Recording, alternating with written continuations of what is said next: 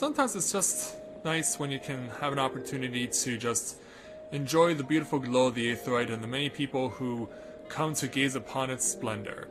And sometimes it's really nice when you can do it alongside a brother or a sister Dragoon. It's a good thing this person's AFK, or else I wouldn't have been able to get this shot, but I still think it's really cool. So, with that in mind, greetings people of the world, Matthew back with you here at Novora Autism for the continuation of Let's Play Final Fantasy XIV, A Realm Reborn. It is year 2, day 31 for EDSS here in the Realm Reborn. Yes, what a wonderful start. And today we have returned to where our journey began, in Gridania, as we now start to take on some of the dungeons that were introduced in patch 2.3, as well as a couple of others that I missed that were from patch 2.2. So since there were a couple that I missed from patch 2.2, we'll start with those first. And of course, since our journey in this game began in Gridania, where better to start? So our starting point for this particular access to a dungeon is going to be here in Gridania. We're going to make our way to the Conjurer's Guild, which is where people start the game as healers and who can ultimately train to become white mages, which is their elevated warrior class. So, the person that we want to speak to is going to be right through this tunnel. Yeah, you might remember the Conjurer's Guild from the very early days of this LP back in year 1. We had quite a number of tasks to do here in this place, and it's here today that we take on another one, courtesy of the Guildmaster known as Isumion. So we're going to take his challenge entitled One Night in Amdapor. Brother Isumion would like a word on behalf of a most illustrious client. It is well you are here, Edie. Some burdens are too heavy to bear even for those so favored to abide. Know that you were chosen as much for your true heart as your skill. I speak to you in the name of the 3 Seed Seers. The eldest, Kane Senna, you will already know as the guardian of our land. 2 siblings has she. It is the younger of this pair, Arun Senna, who hears the voice of the elementals with greatest clarity, and what he has heard lately is troubling indeed. These dark stirrings we have traced to the lost city of Amdapor in the South Shroud. The city once throve in the fullness of magic during the 5th Astral Era, but it was sealed in the wake of its demise. Yeah, we actually were at a similar place here in the 2nd year, known as Amdapor Keep, but this is its own separate dungeon that we're going to. It's not the same place, it's a different one. Alas, the Torswood has been out of balance since the calamity. So riotous has its aspect become that the seal was ultimately broken. When this happened, the forest surrounding the city began to wither and die. We would enjoin you to investigate the cause. Now, I must confess that this is a task for the Twin Adder normally, but we do not live in normal times, Edie. The company is spread thin and you are stuffed with success. Will you not assist? It is well that you are sent, for the need is great. Go now to Seed Seer Raya Osena at Camp Tranquil and listen well to what she says of her brother's divination. So that is where we go. To Camp Tranquil in the South Shroud. It's not that far of a trek. They're not actually... Raya Osena and Arun Senna are not specifically within the confines of Camp Tranquil itself. They have their own little perch that they have a little spot that they like to view over the swamp that surrounds this camp. So they're going to be in this direction. We'll see them as we're running by on our chocobo. Yep, there's Raya. Well, I guess more specifically Raya O.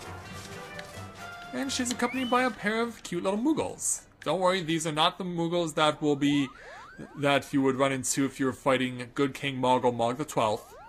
So let's go ahead and speak with this young Seed Seer and sister of the elder Seed Seer, Kane Senna.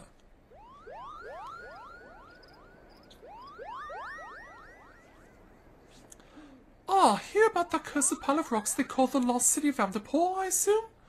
I am Raya Senna, a sister to the elder Seed Seer. Brother Isumion hasn't told you much, has he? Discretion is the better part of his valor. Well, aside from Amdapor Keep, the city is all that remains of an advanced magical civilization from the 5th Astral Era.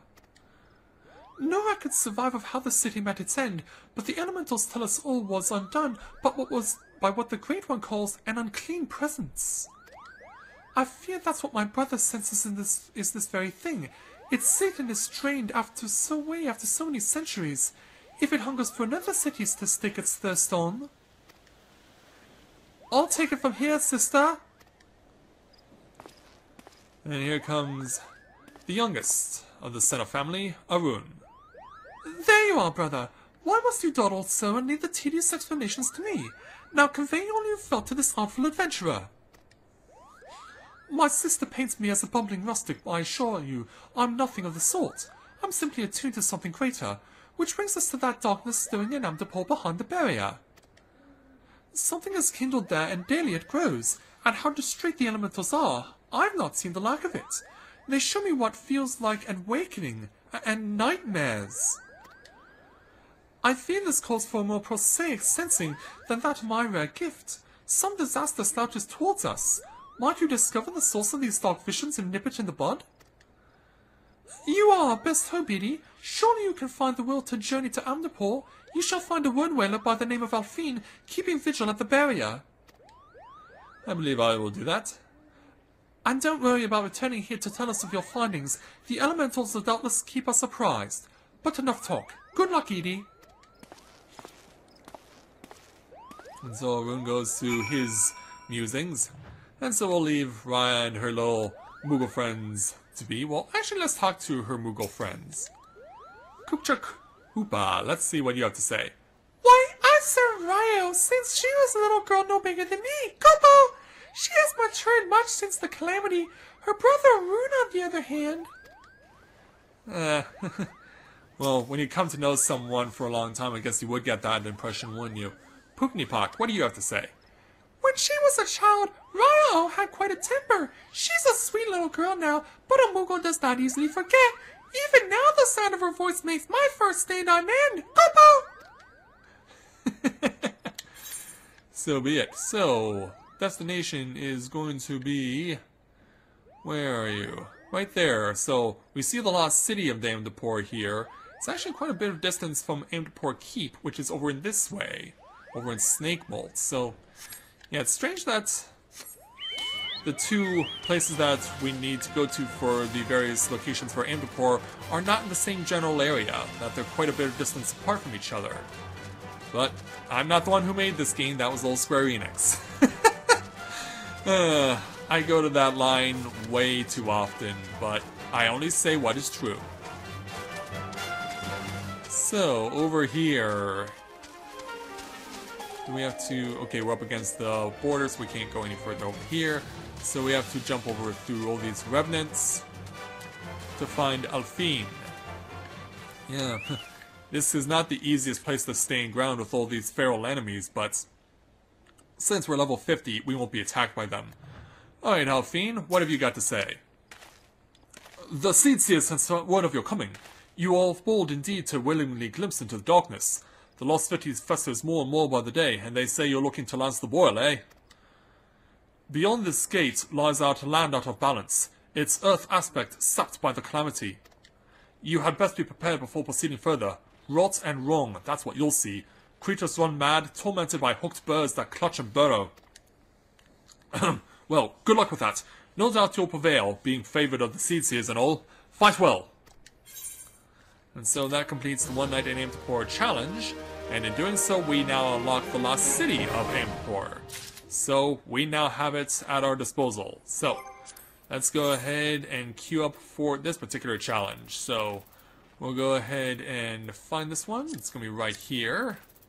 And we'll unselect Battle on the Big Bridge since we don't have to do that one anymore. So be back in a moment and we will make our way into the lost city of Amdapor. And as you can see, it's heavily gated, but of course we get direct access in. So, be back in a moment, and we'll be on our way inside.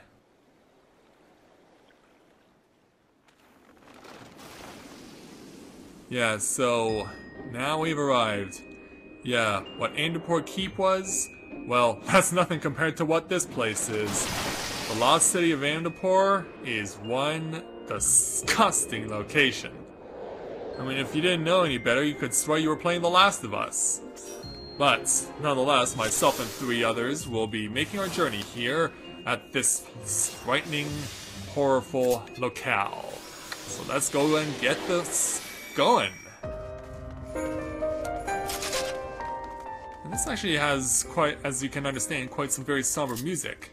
And it will actually play even during fights against the enemies. Because this is the start of a series of, well, actually it was already shown up in Hawk Manor, but the tempo changed whenever, the music changed whenever you went into battle in Hawk Manor. Here, it remains constant throughout the entire location, no matter whether or not you are in battle or not.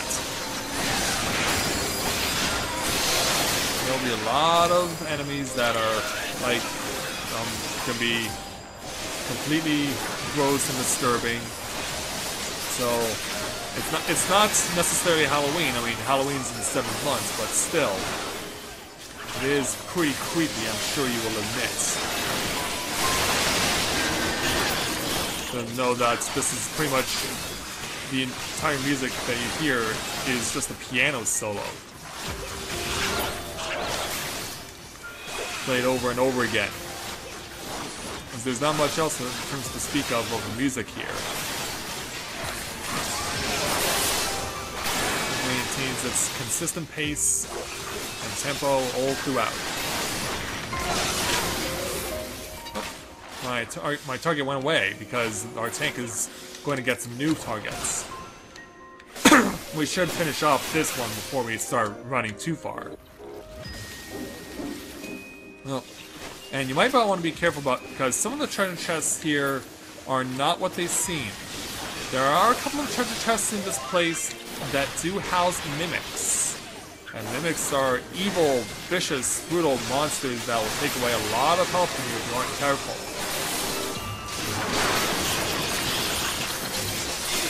Those of you who are wondering, that's not a misspell, and it's not supposed to be represented in that particular way. The title that our tank has obtained is one that they obtained by achieving one of the most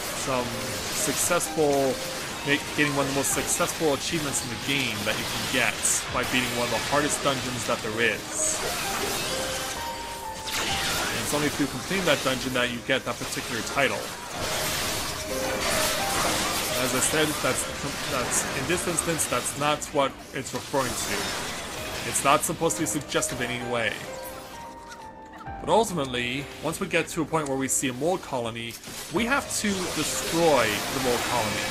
We will not take damage from the mold colony itself, but we do have to destroy it in order to advance. Because there's so much mold that is built up that it's actually blocking our path.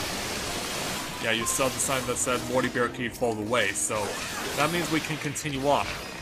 And we can't break it down like we could the spider webs in the Tomkara Deepcroft.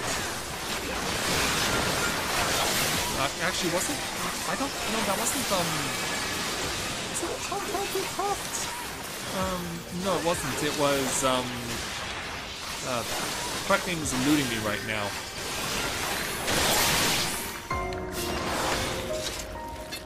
Anyway, we can move on.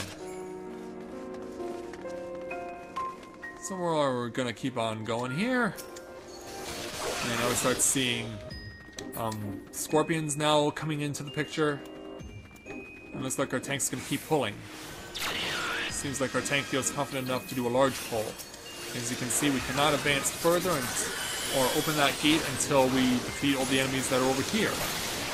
This place, unlike a lot of other high-level dungeons, where tanks will have an opportunity to pull an insane number of monsters all together at once, it's not going to work the same here because, as you can see, we are blocked in quite a number of ways. But the next dungeon I take you to, that will be a stark contrast. The next dungeon I take you to on the next time I upload a Final Fantasy XIV A Realm Reborn video is the one dungeon that everyone will go insane crazy to pull as many enemies as can possibly be done. It is known that if you are not very good at your skills and what you do with the warrior choice that you've chosen, you will find yourself taking a lot of heat and a lot of pain and suffering. Now, this is one of those instances where I said if you choose the wrong chest, a mimic will appear. So, in that instance, it did. The bard chose the wrong treasure chest, and now we have a mimic that it's chasing us. So it's unfortunately going to be on the field of battle as we make our way here, and I'm dead. The stupid mimic killed me.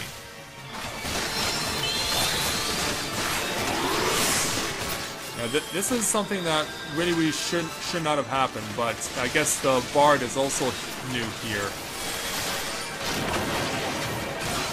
Yeah, one of the things it's supposed to do is that you're going to be constantly targeted by the boss itself, and you will get regularly eaten. So we're going to see that happen in a moment, because I'm the one who's been targeted by the boss. So we should be seeing that. Now the bard is dead. Yeah, a painful lesson from the tank.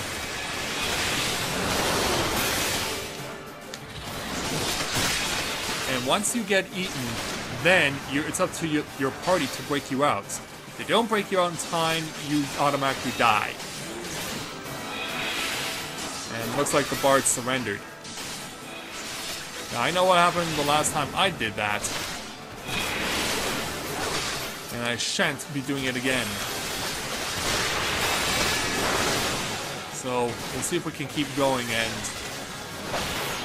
go ahead and try and stop them. Okay, this is going to be particularly tough, but also easy because of the fact that it's the healer who is targeted. Now, what the boss did just there, putting that mold on the ground, well, that's something that you definitely want to avoid touching, because that can cause status afflictions on you.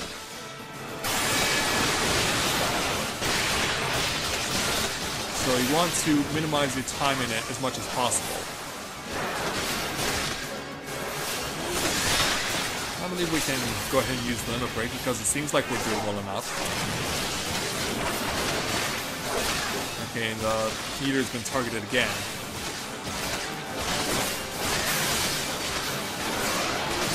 To be honest, I'm actually surprised that if there is a first timer and it is the bard, I'm surprised that they are, because of their fact that they have over 6,000 HP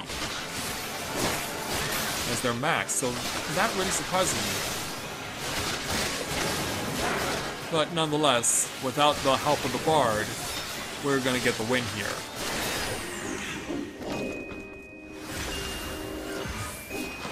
Alright, so we'll go ahead and roll for these two items. Might get the lime sulfur.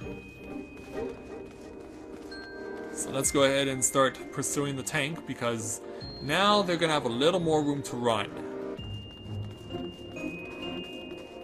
Yeah, now we're gonna start seeing an opportunity for the tank to run a little bit. They're gonna run directly to the mold colony. And since that takes priority over all else, that's what we're gonna go ahead and destroy first. And of course, make sure to stay away from any AoE that you may encounter.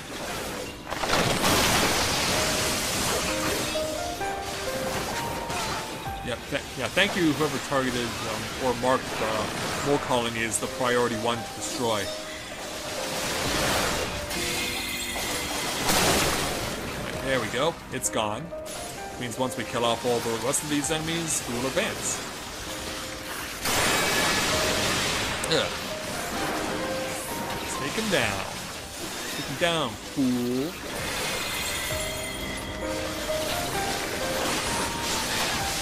See, there are a lot of cacti that are usually around these set series of mold colonies. I guess they feed off of them the most. Alright, so start pounding away on whatever we can get our hands on and put our spear through.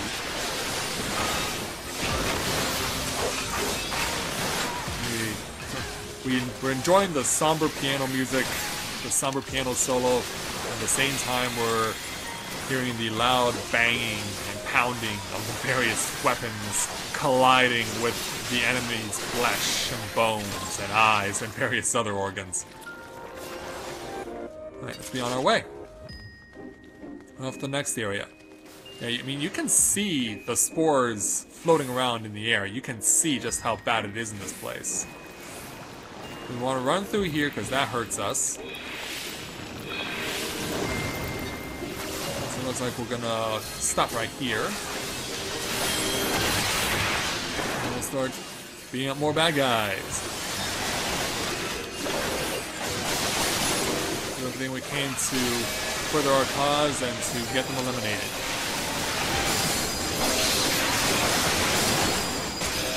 And then suddenly we have the use of Holy here by the White Mage. That's their strongest attack spell. And people often forget that in Final Fantasy games, White Mages did possess attacking spells. They may not obviously be apparent or easily remembered or recognized, but they do have them. Yuna, perhaps in Final Fantasy X, had the most iconic form of the spell Holy. And in Final Fantasy XII, if you're willing to put in the time, anybody could learn it.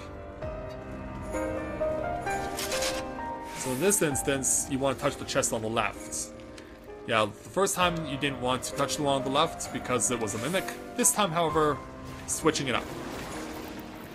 And let's go ahead and chase into the one patch of land that is not affected by the poison. Let's go ahead and position ourselves correctly. And we'll take out the gadfly. And there are a couple of them here, but not that much to worry about. Now, a lot of enemies you don't have to worry too much about unless there's something that you by absolute necessity have to kill, like the mole colonies that we've seen already while we've been in here.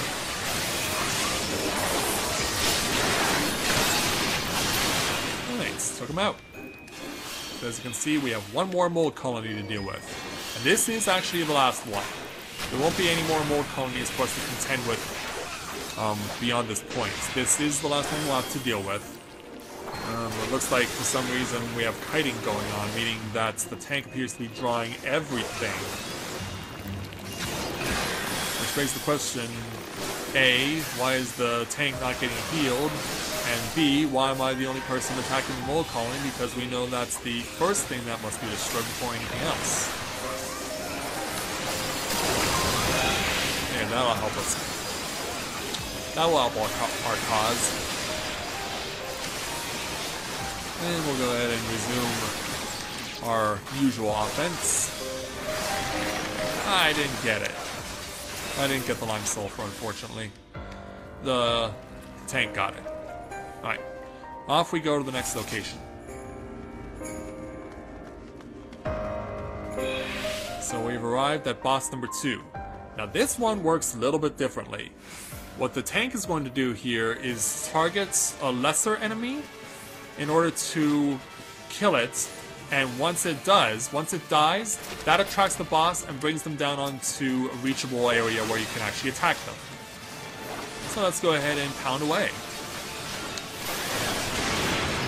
Yeah, so after a while, the boss will fly away, and then you have to kill another one of these ranged Ramuras in order to bring the Ariak down here, get back into the field of battle where it's reachable, where everyone can attack it.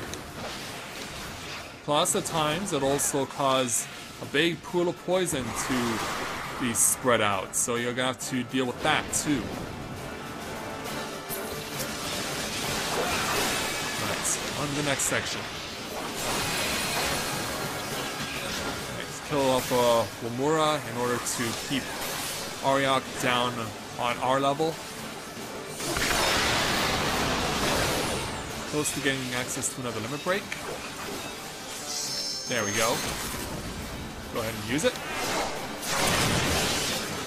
Yeah, the pools of poison, they will disappear after a certain amount of time, so they won't be there on the field permanently.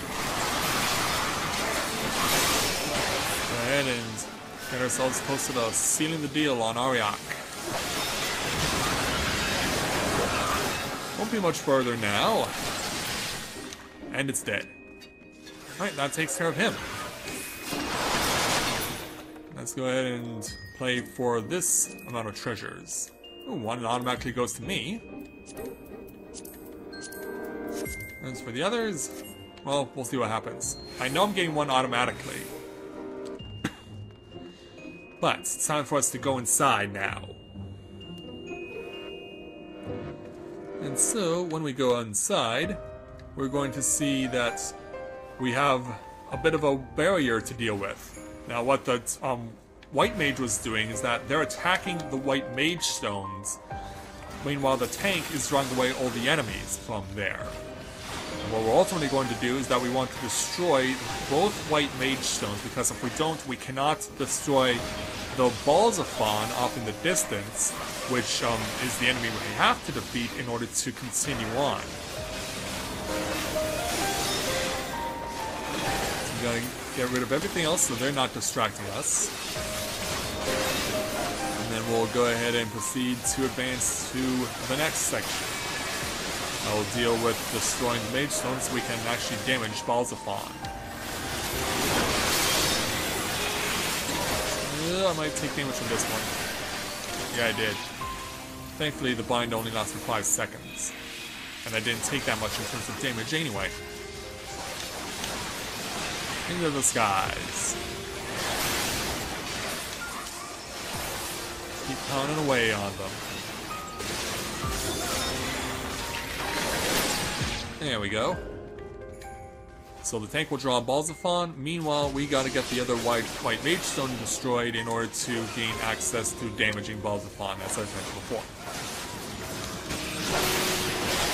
Let's put a little loft into our movements. So now, with those white mage stones destroyed, balls of fawn can now take damage.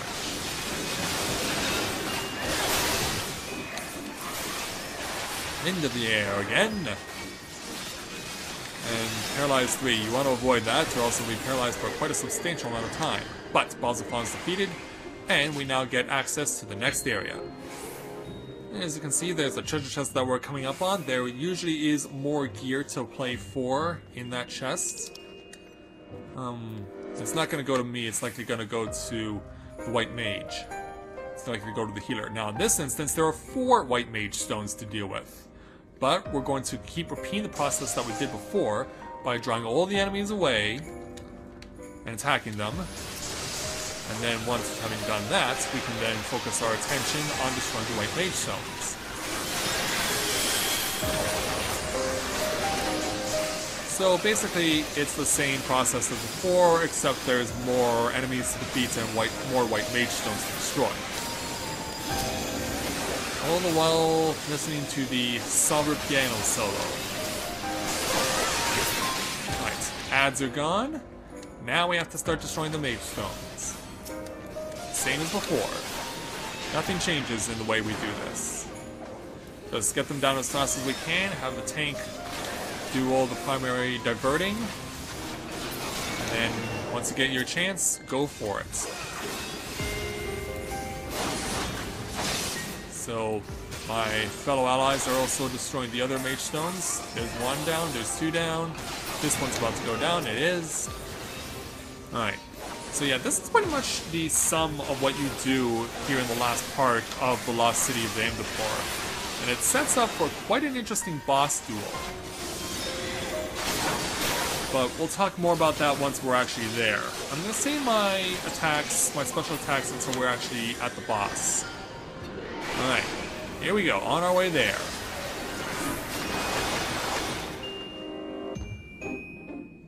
So, what we're ultimately fighting is coming out of this void.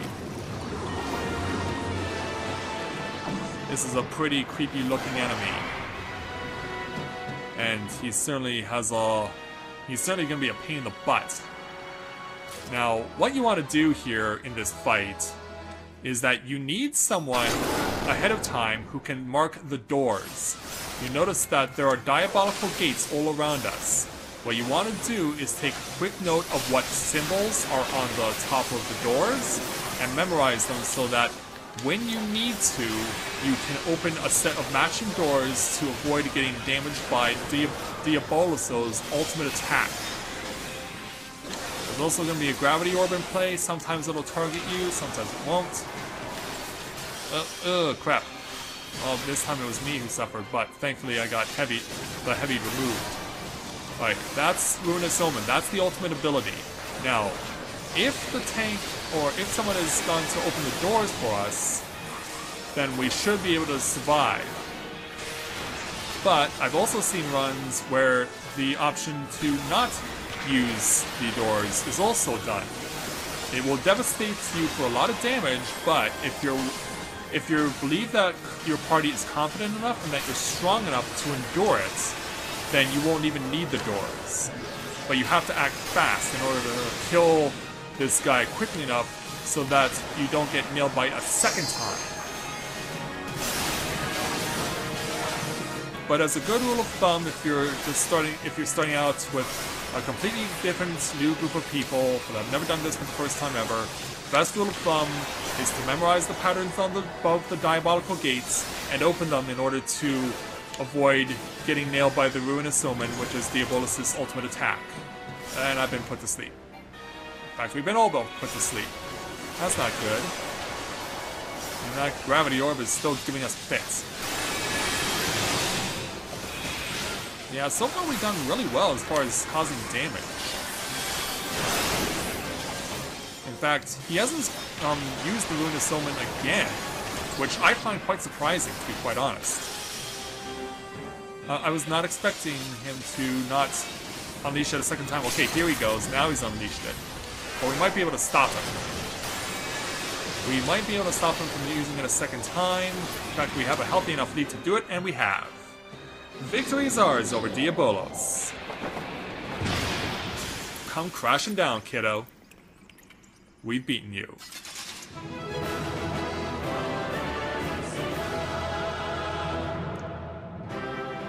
So, with Diabolos slain, we can go ahead and claim victory here in this frightening place.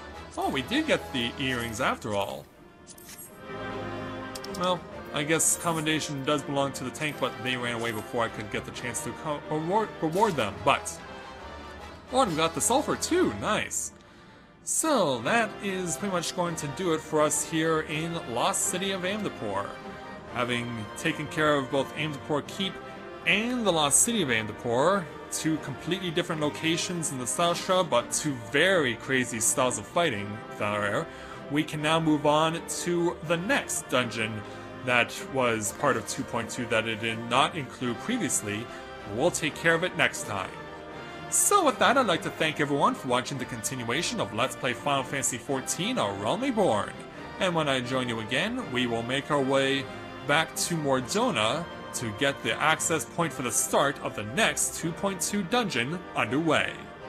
So until next time everyone, this is Matthew at Navora Autism, saying take care, and I'll see you soon.